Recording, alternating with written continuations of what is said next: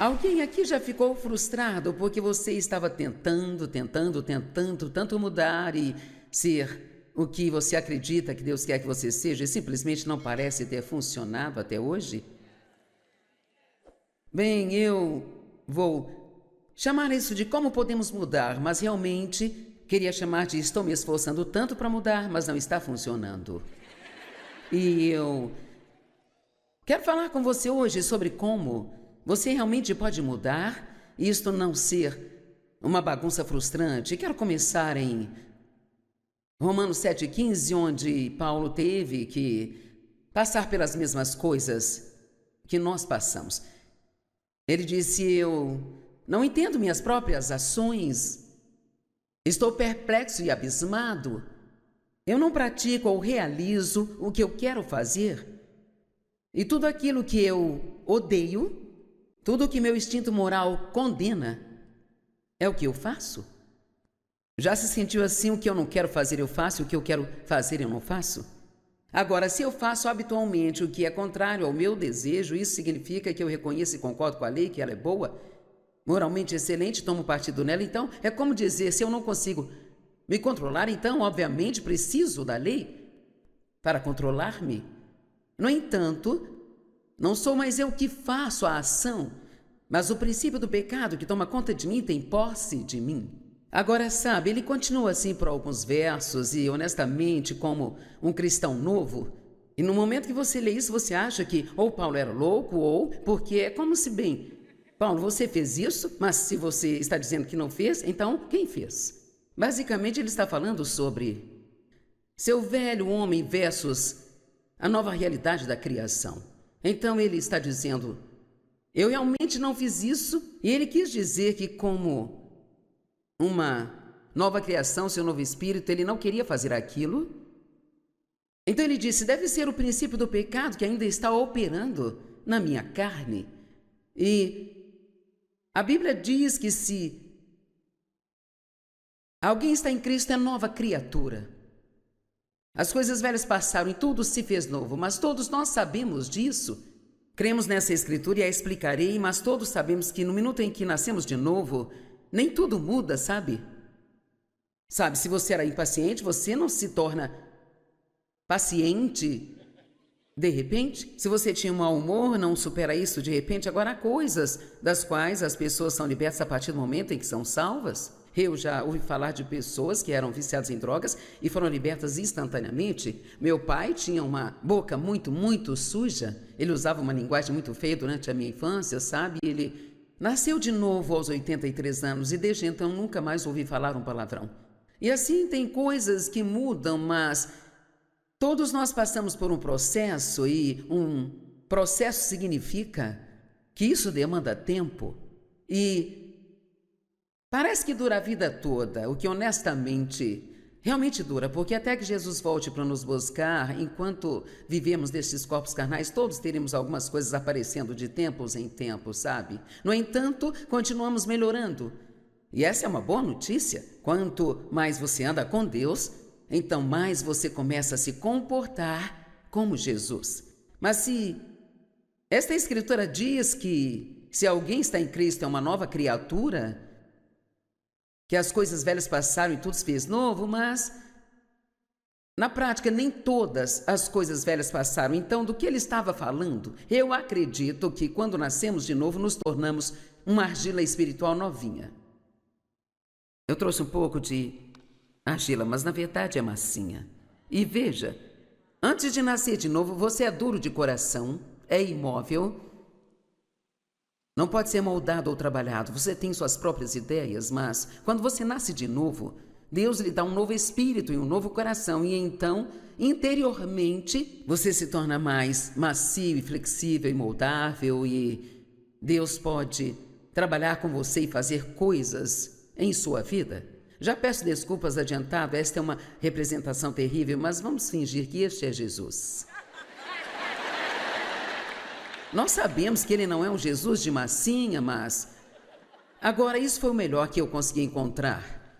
E eu gosto desse exemplo, eu uso há alguns anos, sabe? Então, nós devemos ser moldados à imagem de Jesus. O que significa que tem coisas em nós que não se encaixam, sabe? E então o que vai acontecer com tudo isso?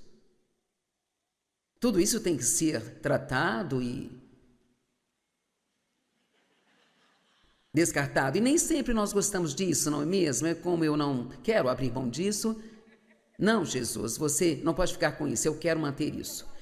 Mas ele está muito determinado a fazer do jeito dele, então, eventualmente você vive o suficiente e trabalha com Deus por tempo suficiente e finalmente consegue. Então você se torna como ele.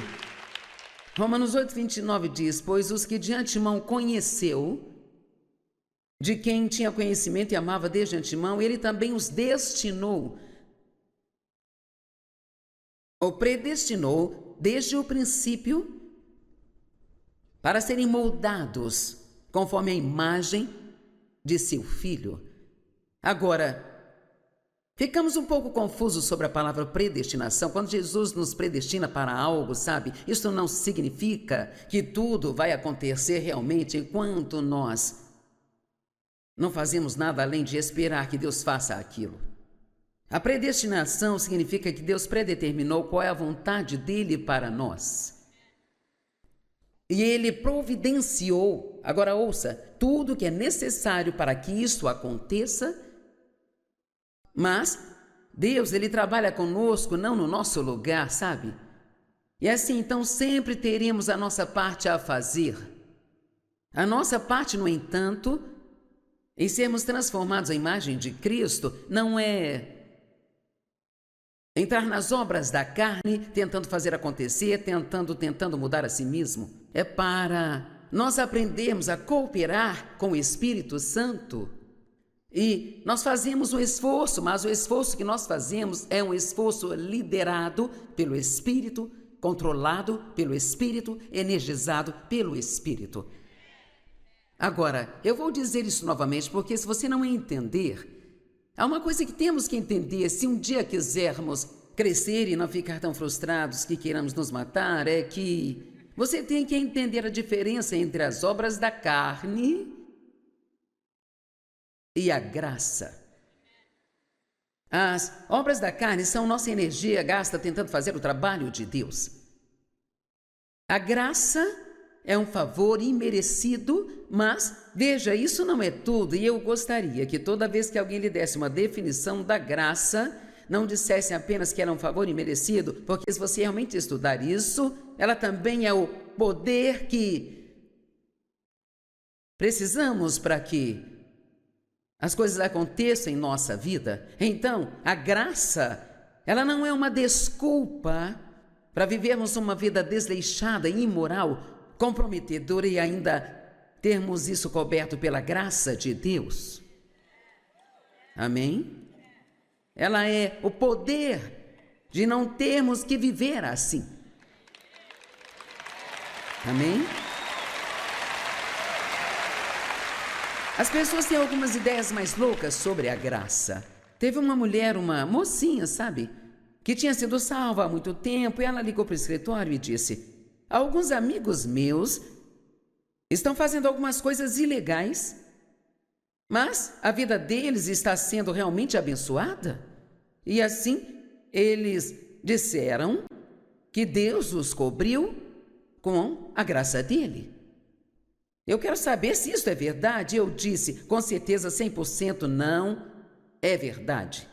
E você diz, bem, então, por que as pessoas que estão vivendo vidas imorais são abençoadas? Posso te contar o segredo? O diabo pode lhe dar bênçãos. E sabe como eu sei disso? Porque ele disse a Jesus, em Lucas 4, quando o levou ao topo da montanha, se você se curvar apenas uma única vez, eu te darei todos esses reinos, toda a sua glória, toda a sua preeminência. Então você não pode julgar se uma pessoa está andando com Deus ou não, pelo quão abençoada ela é. Agora, se você andar com Deus e obedecê-lo, ele vai abençoá-lo. Mas as pessoas que são abençoadas Não com as bênçãos que Deus deu a elas, elas podem ter coisas, mas não têm alegria, elas não têm paz. Não podem estar satisfeitas, não importa o que tenham, e quanto mais elas têm, mais elas querem. E elas são egoístas e usam tudo para si próprias. Se você é verdadeiramente abençoado por Deus, você é muito, muito grato. Você é humilde em todas as coisas e você diz a Deus, eu não mereço isso. Você é tão bom, obrigado, obrigada. Porque o Espírito de Deus está em você. Você tem um profundo desejo de abençoar o maior número de pessoas que for possível abençoar. Amém?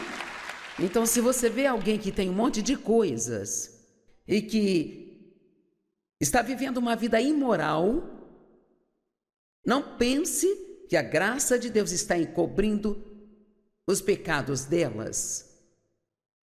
Saiba apenas que eles podem ter coisas, mas que eles não têm. E seria melhor não ter coisas, mas ter a paz e ter a alegria, do que ter um monte de coisas e não ter paz e nem alegria. Amém? Quero voltar a Romanos 7 por um minuto, porque Paulo ele vai continuando com isso, sabe? Aquilo que eu não quero fazer eu faço, e o que eu quero fazer eu não faço, e não sou eu que faço isso. E então, sabe, quando você finalmente chega a uma resposta, você fica pensando, Então ele diz no verso 24, ó homem lamentável, infeliz e miserável que eu sou, quem me libertará e me livrará das amarras desse corpo mortal? Agora é como se ele recebesse uma revelação. Oh, graças a Deus! Ponto de exclamação. Ele vai! Outro ponto de exclamação. Por meio de Jesus Cristo ungido, nosso Senhor. Quão boa esta notícia, não é? Quem vai me mudar? Eu não posso me mudar tentando e lutando e me frustrando e criando os meus próprios planos sobre como fazer isso, sabe? Ele vai mudar-me. Deus, Ele vai nos mudar. Através de Jesus Cristo, capítulo 8, verso 1, agora já não há nenhuma condenação para aqueles que estão em Cristo Jesus. No segundo e terceiro culto eu vou pregar sobre se despir da culpa. Adeus culpa. Alguém aqui já se sentiu culpado? Ninguém? Acho que vim para a igreja errada hoje.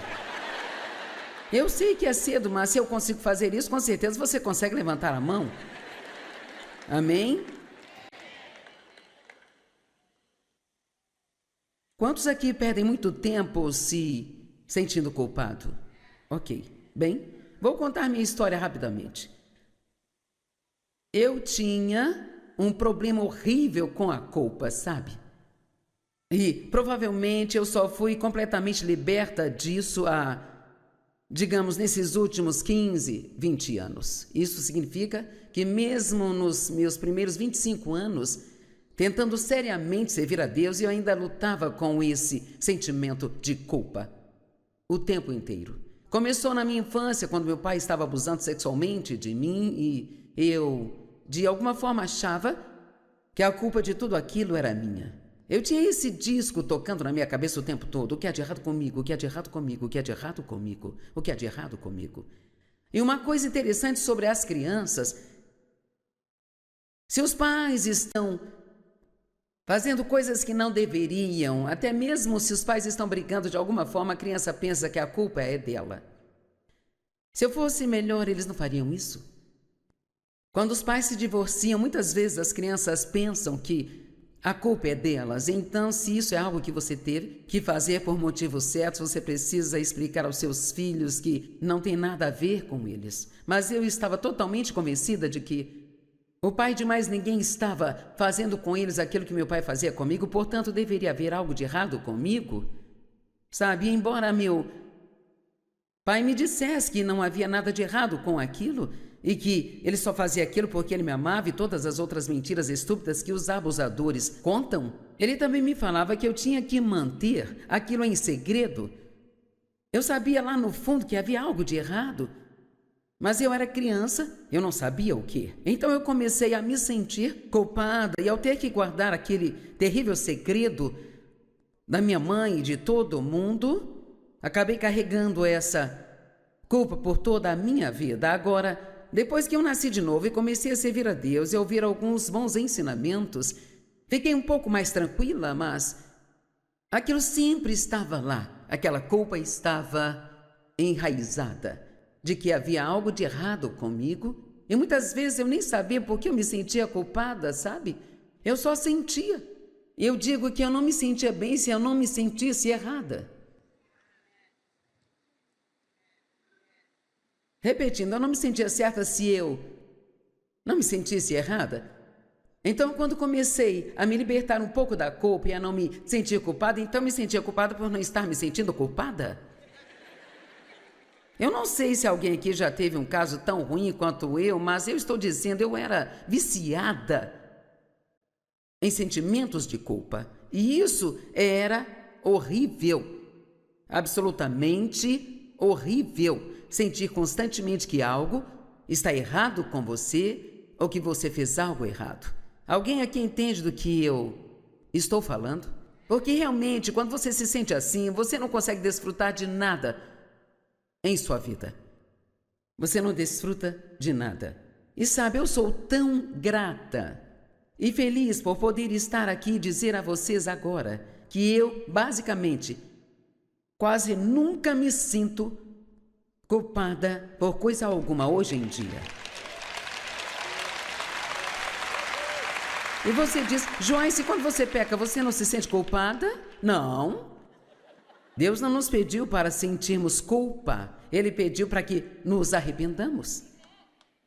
E a Bíblia diz que quando fazemos isso, Ele não apenas nos perdoa, mas que Ele esquece o que fizemos e que leva nosso pecado para tão longe quanto o leste está do oeste. E ninguém consegue descobrir o quão longe é, mas é tão longe que nunca mais acharemos o nosso pecado.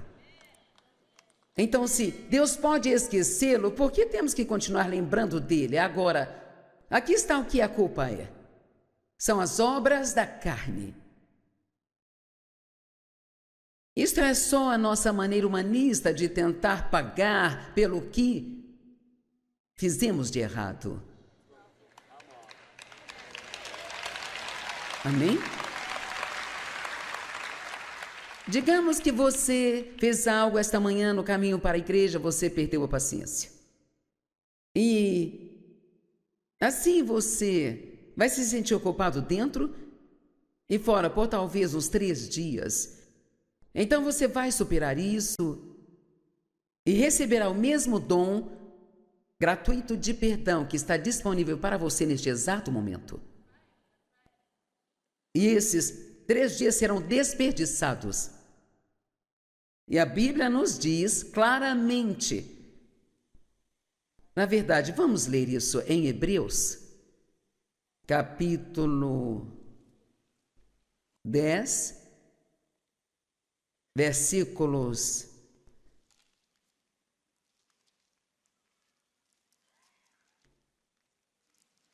'Vou achar aqui.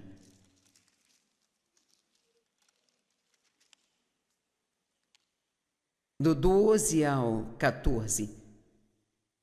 Enquanto este Cristo, depois de ter oferecido um único sacrifício pelos nossos pecados,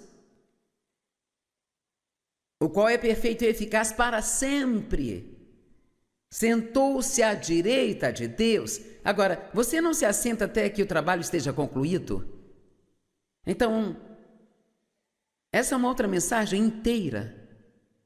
Uma mensagem maravilhosa sobre porque ele se assentou e o que isso significa para nós. Essas palavrinhas são muito significativas, mas eu não tenho tempo para voltar e te explicar. Ele se assentou à direita de Deus para esperar até que seus inimigos se tornassem o estrado dos seus pés. Então, quando Jesus se assentou, foi na verdade um anúncio: minha parte está feita.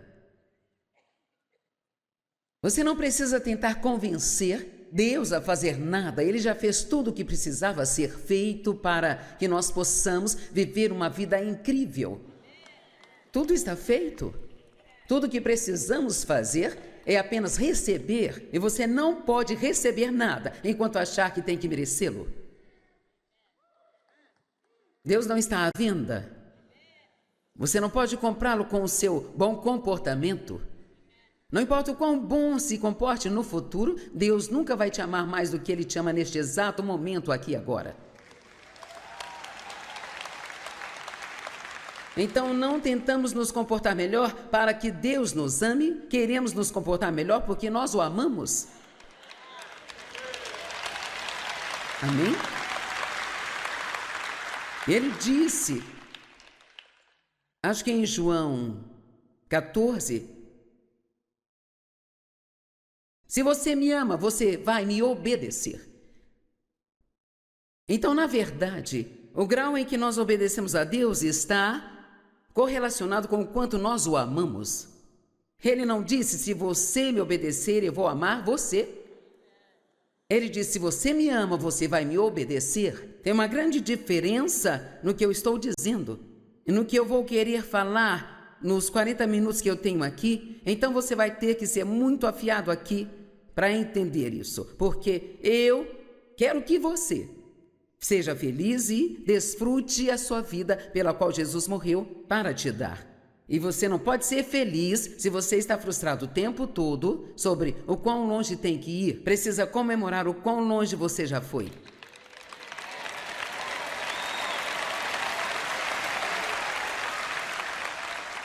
Celebre o quão longe você já chegou e confie que, assim como Deus já mudou algumas coisas em você, Ele mudará outras coisas, desde que, sabe, tem algumas coisas que você precisa fazer. Permaneça na palavra e tenha um relacionamento de amor com Deus, onde você passa tempo com Ele. Quanto mais tempo você passa com Ele, mais você se torna como Ele. Deus criou um homem porque queria alguém para Ele amar e queria que alguém o amasse de volta. E o mandamento mais importante da Bíblia é: amarás o Senhor teu Deus de todo o teu coração, alma, mente e força. Quanto mais você se apaixonar por Jesus, então melhor você se comportará. Agora, sabendo que Deus quer que mudemos, tentamos e tentamos e tentamos e tentamos e tentamos. E isso pode parecer nobre, mas não é isso que Deus está nos pedindo para fazer. Ele está nos pedindo para crermos, nos apoiarmos nele, confiarmos nele e sabermos que sem ele não podemos fazer nada. Se você pudesse mudar a si mesmo, levaria o crédito. E Deus não compartilha a sua glória com mais ninguém. Agora, vou dar um exemplo do que fazemos. Sabe, eu não sou uma cristã nova, eu nasci de novo aos 9 anos, mas eu nunca tive nenhum ensinamento até os meus 30 e poucos anos, então não importa quanto tempo você nasceu de novo, se não conhece nada, não pode mudar. E quando eu comecei a ouvir pregações muito boas, eu estava na igreja há muito tempo e eu estava ouvindo mensagens, mas não havia uma unção real, era muita religião. E quando eu comecei a ouvir o ensino bíblico muito bom e ungido, eu comecei a descobrir que eu tinha muitos problemas e, sabe, até então eu achava que Dave era o problema. Sabe, eu tinha certeza de que se ele mudasse, então eu seria feliz. Se ele me desse mais presentes, eu seria feliz. Se parasse de jogar golfe, eu seria feliz. Se ele não assistisse futebol todos os domingos, eu ficaria feliz. Eu me lembro do dia em que Dave me disse: eu fiz tudo o que eu sei para fazê-la feliz e você está determinado a ser infeliz, então eu quero te avisar que vou parar de tentar. E então ele disse: no entanto, eu vou ser feliz e eu vou desfrutar minha vida e você pode fazer o que você quiser. Agora, essa foi uma das melhores coisas que ele poderia ter feito por mim, porque o que ele estava dizendo, embora não soubéssemos todas estas palavras na época, ele estava dizendo: eu não vou ser codependente dos seus problemas. Veja, se você está num relacionamento com alguém que é infeliz e você deixa que a sua felicidade dependa deles serem felizes ou não, aí você não está vivendo sua própria vida. você é codependente deles.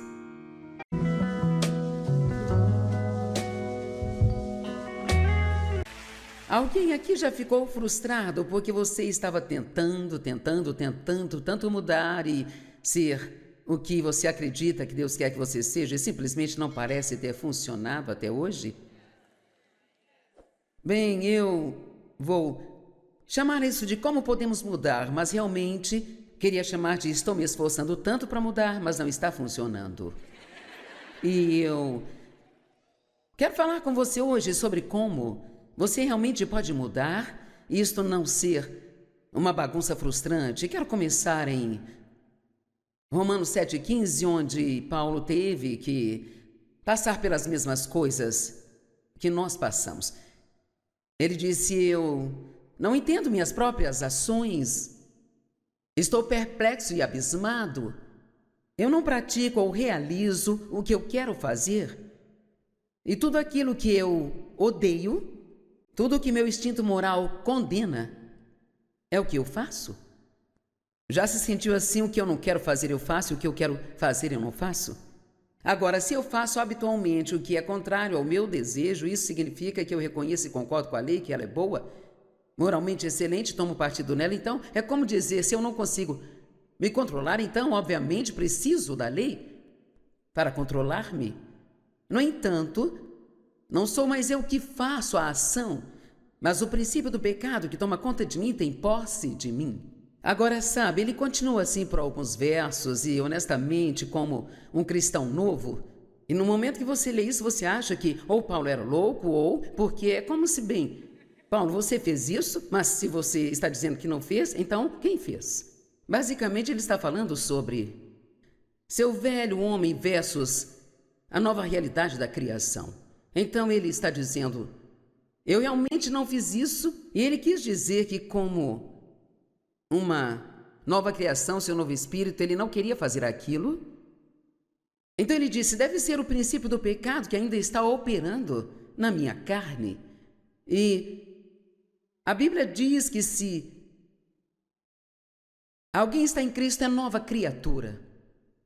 As coisas velhas passaram e tudo se fez novo, mas todos nós sabemos disso. Cremos nessa escritura e a explicarei, mas todos sabemos que no minuto em que nascemos de novo, nem tudo muda, sabe? Sabe, se você era impaciente, você não se torna paciente de repente. Se você tinha um mau humor, não supera isso de repente. Agora há coisas das quais as pessoas são libertas a partir do momento em que são salvas. Eu já ouvi falar de pessoas que eram viciadas em drogas e foram libertas instantaneamente. Meu pai tinha uma boca muito suja. Ele usava uma linguagem muito feia durante a minha infância, sabe? Ele nasceu de novo aos 83 anos e desde então nunca mais ouvi falar um palavrão. E assim tem coisas que mudam, mas todos nós passamos por um processo e um processo significa que isso demanda tempo e parece que dura a vida toda, o que honestamente realmente dura, porque até que Jesus volte para nos buscar, enquanto vivemos destes corpos carnais, todos teremos algumas coisas aparecendo de tempos em tempos, sabe? No entanto, continuamos melhorando.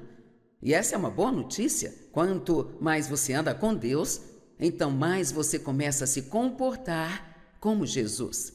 Mas se esta escritura diz que se alguém está em Cristo é uma nova criatura, que as coisas velhas passaram e tudo se fez novo, mas na prática nem todas as coisas velhas passaram. Então, do que ele estava falando? Eu acredito que quando nascemos de novo nos tornamos uma argila espiritual novinha.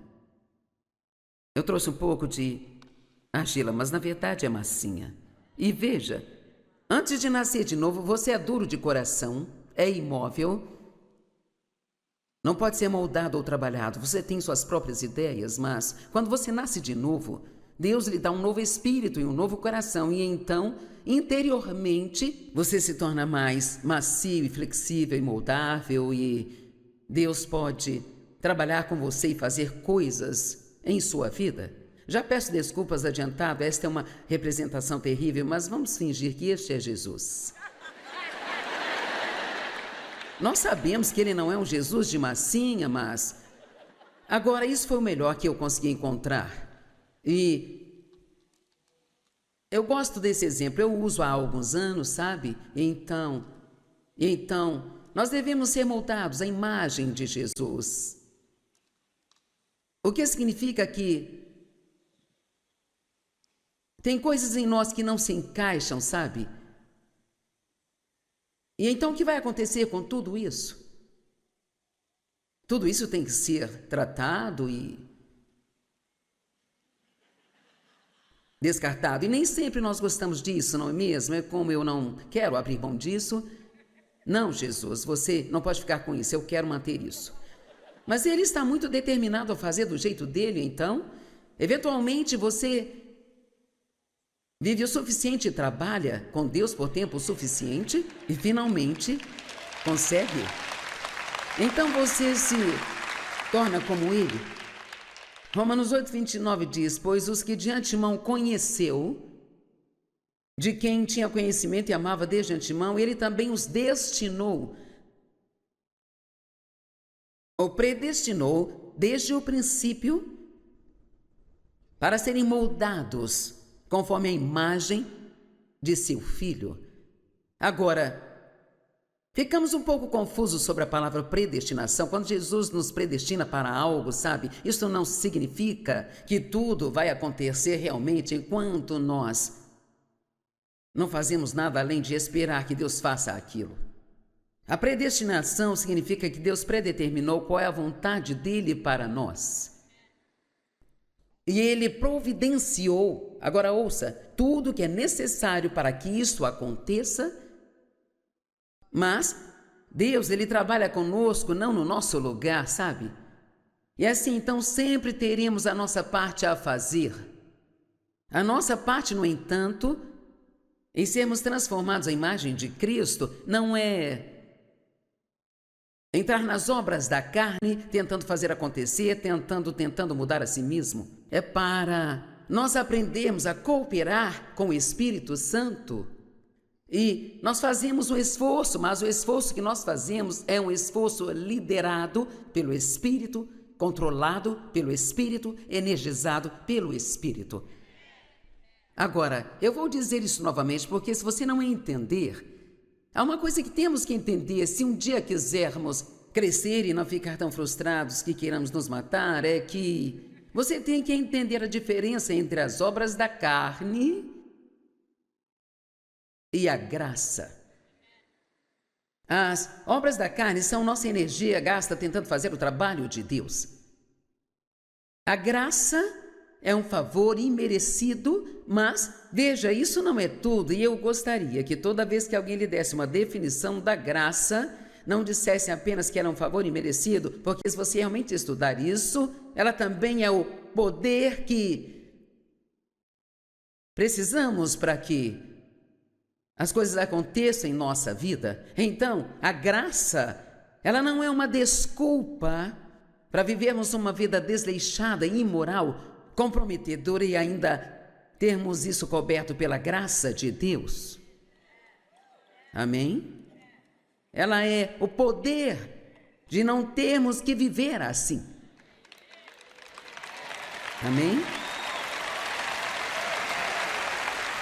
As pessoas têm algumas ideias mais loucas sobre a graça. Teve uma mulher, uma mocinha, sabe, que tinha sido salva há muito tempo, e ela ligou para o escritório e disse: alguns amigos meus estão fazendo algumas coisas ilegais, mas a vida deles está sendo realmente abençoada. E assim, eles disseram que Deus os cobriu com a graça dele. Eu quero saber se isso é verdade. Eu disse, com certeza 100% não é verdade. E você diz, bem, então, por que as pessoas que estão vivendo vidas imorais são abençoadas? Posso te contar o segredo? O diabo pode lhe dar bênçãos. E sabe como eu sei disso? Porque ele disse a Jesus, em Lucas 4, quando o levou ao topo da montanha, se você se curvar apenas uma única vez, eu te darei todos esses reinos, toda a sua glória, toda a sua preeminência. Então você não pode julgar se uma pessoa está andando com Deus ou não, pelo qual abençoada ela é. Agora, se você andar com Deus e obedecê-lo, Ele vai abençoá-lo. Mas as pessoas que são abençoadas, não com as bênçãos que Deus deu a elas, elas podem ter coisas, mas não têm alegria, elas não têm paz.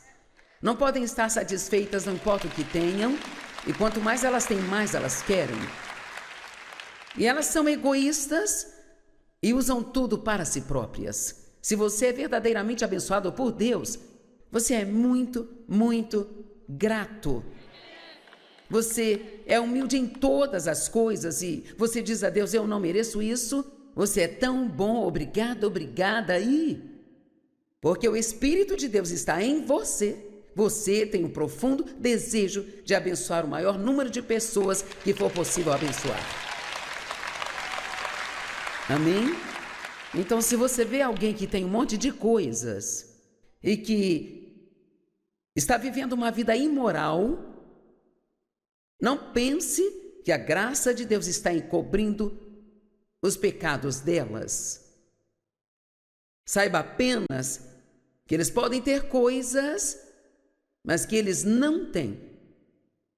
E seria melhor não ter coisas, mas ter a paz e ter a alegria, do que ter um monte de coisas e não ter paz e nem alegria.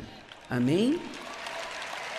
Quero voltar a Romanos 7 por um minuto, porque Paulo ele vai continuando com isso, sabe? Aquilo que eu não quero fazer eu faço, e o que eu quero fazer eu não faço, e não sou eu que faço isso. E então, sabe, quando você finalmente chega a uma resposta, você fica pensando, Então ele diz no verso 24, ó homem lamentável, infeliz e miserável que eu sou, quem me libertará e me livrará das amarras desse corpo mortal? Agora é como se ele recebesse uma revelação. Oh, graças a Deus! Ponto de exclamação. Ele vai! Outro ponto de exclamação. Por meio de Jesus Cristo ungido, nosso Senhor. Quão boa esta notícia, não é? Quem vai me mudar? Eu não posso me mudar tentando e lutando e me frustrando e criando os meus próprios planos sobre como fazer isso, sabe? Ele vai mudar-me. Deus, Ele vai nos mudar. Através de Jesus Cristo, capítulo 8, verso 1, agora já não há nenhuma condenação para aqueles que estão em Cristo Jesus. No segundo e terceiro culto eu vou pregar sobre se despir da culpa. Adeus culpa. Alguém aqui já se sentiu culpado? Ninguém? Acho que vim para a igreja errada hoje. Eu sei que é cedo, mas se eu consigo fazer isso, com certeza você consegue levantar a mão. Amém? Quantos aqui perdem muito tempo se sentindo culpado? Ok. Bem, vou contar minha história rapidamente. Eu tinha um problema horrível com a culpa, sabe? E provavelmente eu só fui completamente liberta disso há, digamos, nesses últimos 15, 20 anos. Isso significa que mesmo nos meus primeiros 25 anos, tentando seriamente servir a Deus, eu ainda lutava com esse sentimento de culpa o tempo inteiro. Começou na minha infância, quando meu pai estava abusando sexualmente de mim e eu, de alguma forma, achava que a culpa de tudo aquilo era minha. Eu tinha esse disco tocando na minha cabeça o tempo todo. O que há de errado comigo? O que há de errado comigo? O que há de errado comigo? O que há de errado comigo? E uma coisa interessante sobre as crianças, se os pais estão fazendo coisas que não deveriam, até mesmo se os pais estão brigando de alguma forma, a criança pensa que a culpa é dela. Se eu fosse melhor, eles não fariam isso? Quando os pais se divorciam, muitas vezes as crianças pensam que a culpa é delas. Então, se isso é algo que você teve que fazer por motivos certos, você precisa explicar aos seus filhos que não tem nada a ver com eles. Mas eu estava totalmente convencida de que o pai de mais ninguém estava fazendo com eles aquilo que meu pai fazia comigo, portanto, deveria haver algo de errado comigo. Sabe, embora meu pai me dissesse que não havia nada de errado com aquilo, e que ele só fazia aquilo porque ele me amava e todas as outras mentiras estúpidas que os abusadores contam, ele também me falava que eu tinha que manter aquilo em segredo. Eu sabia lá no fundo que havia algo de errado, mas eu era criança, eu não sabia o quê. Então eu comecei a me sentir culpada e ao ter que guardar aquele terrível segredo da minha mãe e de todo mundo, acabei carregando essa culpa por toda a minha vida. Agora, depois que eu nasci de novo e comecei a servir a Deus e ouvir alguns bons ensinamentos, fiquei um pouco mais tranquila, mas aquilo sempre estava lá. Aquela culpa estava enraizada de que havia algo de errado comigo e muitas vezes eu nem sabia por que eu me sentia culpada, sabe? Eu só sentia. Eu digo que eu não me sentia bem se eu não me sentisse errada. Repetindo, eu não me sentia certa se eu não me sentisse errada. Então, quando comecei a me libertar um pouco da culpa e a não me sentir culpada, então me sentia culpada por não estar me sentindo culpada.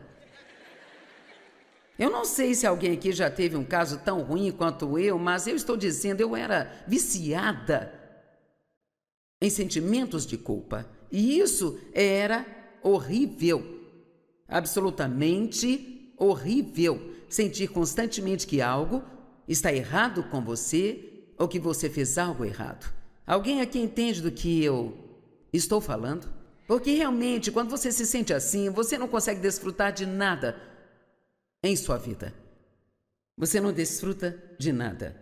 E sabe, eu sou tão grata e feliz por poder estar aqui e dizer a vocês agora que eu, basicamente, quase nunca me sinto culpada por coisa alguma hoje em dia. E você diz, Joyce, quando você peca, você não se sente culpada? Não. Deus não nos pediu para sentirmos culpa. Ele pediu para que nos arrependamos.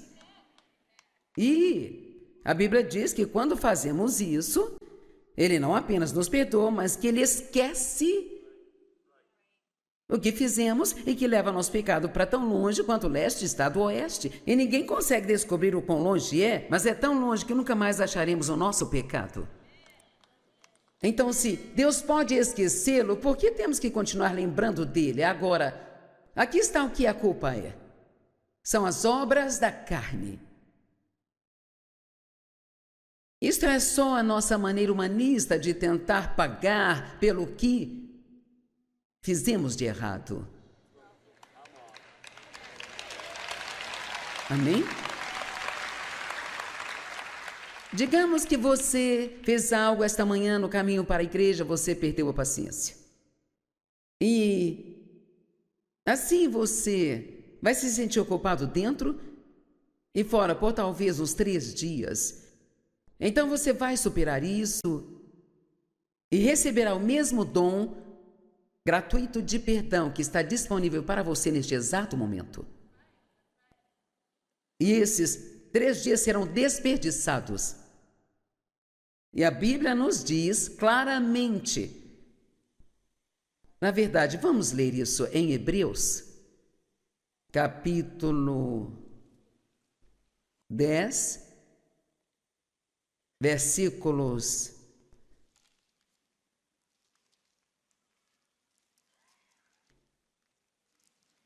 vou achar aqui.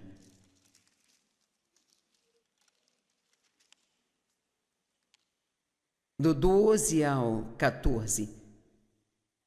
Enquanto este Cristo, depois de ter oferecido um único sacrifício pelos nossos pecados, o qual é perfeito e eficaz para sempre, sentou-se à direita de Deus. Agora, você não se assenta até que o trabalho esteja concluído? Então, essa é uma outra mensagem inteira.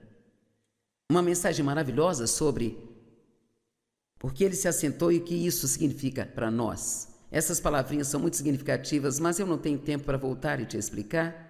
Ele se assentou à direita de Deus para esperar até que seus inimigos se tornassem o estrado dos seus pés. Então, quando Jesus se assentou, foi na verdade um anúncio: minha parte está feita. Você não precisa tentar convencer Deus a fazer nada, Ele já fez tudo o que precisava ser feito para que nós possamos viver uma vida incrível. Tudo está feito. Tudo o que precisamos fazer é apenas receber, e você não pode receber nada enquanto achar que tem que merecê-lo. Deus não está à venda. Você não pode comprá-lo com o seu bom comportamento. Não importa o quão bom se comporte no futuro, Deus nunca vai te amar mais do que Ele te ama neste exato momento aqui agora. Então não tentamos nos comportar melhor para que Deus nos ame, queremos nos comportar melhor porque nós o amamos. Amém?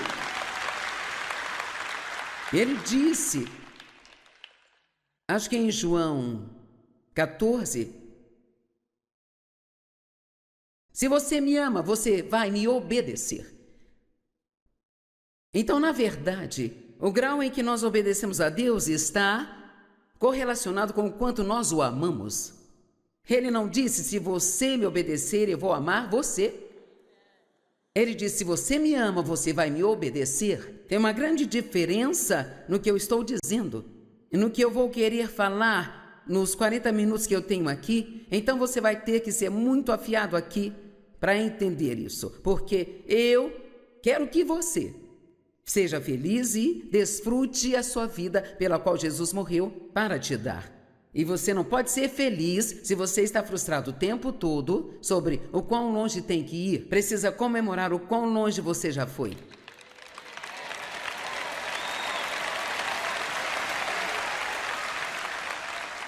Celebre o quão longe você já chegou e confie que, assim como Deus já mudou algumas coisas em você, Ele mudará outras coisas, desde que, sabe, tem algumas coisas que você precisa fazer. Permaneça na palavra e tenha um relacionamento de amor com Deus, onde você passa tempo com Ele. Quanto mais tempo você passa com Ele, mais você se torna como Ele.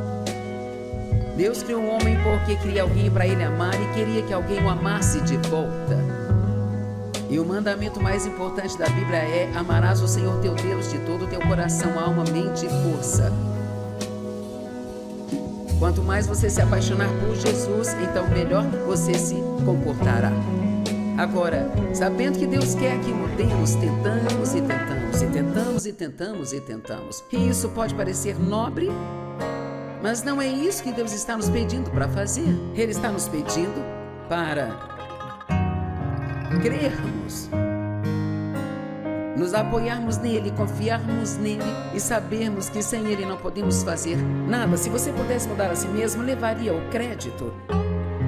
E Deus não compartilha a sua glória com mais ninguém. Agora, vou dar um exemplo do que fazemos. Sabe, eu não sou uma cristã nova, eu nasci de novo aos 9 anos, mas eu nunca tive nenhum ensinamento até os meus 30 e poucos anos. Então, não importa quanto tempo você nasceu de novo, se não conhece nada, não pode mudar. E quando eu comecei a ouvir pregações muito boas, eu estava na igreja há muito tempo e eu estava ouvindo mensagens, mas não havia uma unção real, era muita religião. E quando eu comecei a ouvir um ensino bíblico muito bom e ungido, eu comecei a descobrir que eu tinha muitos problemas e, sabe, até então eu achava que Dave era o problema. Sabe, eu tinha certeza de que se ele mudasse, então eu seria feliz. Se ele me desse mais presentes, eu seria feliz. Se parasse de jogar golfe, eu seria feliz. Se ele não assistisse futebol todos os domingos, eu ficaria feliz. Eu me lembro do dia em que Dave me disse: eu fiz tudo o que eu sei para fazê-la feliz e você está determinado a ser infeliz, então eu quero te avisar que vou parar de tentar. E então ele disse: no entanto, eu vou ser feliz e eu vou desfrutar minha vida e você pode fazer o que você quiser. Agora, essa foi uma das melhores coisas que ele poderia ter feito por mim, porque o que ele estava dizendo, embora não soubéssemos todas estas palavras na época, ele estava dizendo: eu não vou ser codependente dos seus problemas.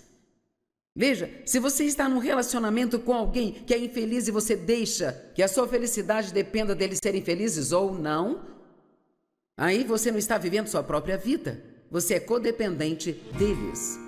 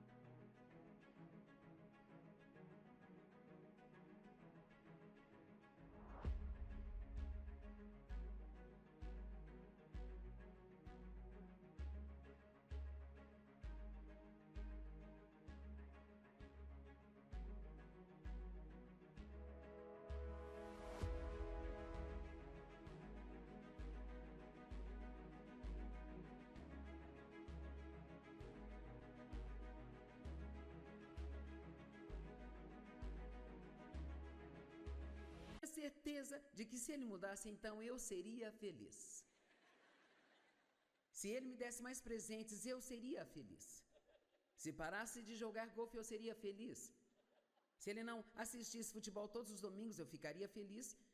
Eu me lembro do dia em que Dave me disse: eu fiz tudo o que eu sei para fazê-la feliz e você está determinado a ser infeliz, então eu quero te avisar que vou parar de tentar. E então ele disse: no entanto, eu vou ser feliz e eu vou desfrutar minha vida e você pode fazer o que você quiser. Agora, essa foi uma das melhores coisas que ele poderia ter feito por mim, porque o que ele estava dizendo, embora não soubéssemos todas estas palavras na época, ele estava dizendo: eu não vou ser codependente dos seus problemas. Veja, se você está num relacionamento com alguém que é infeliz e você deixa que a sua felicidade dependa deles serem felizes ou não, aí você não está vivendo sua própria vida. Você é codependente deles.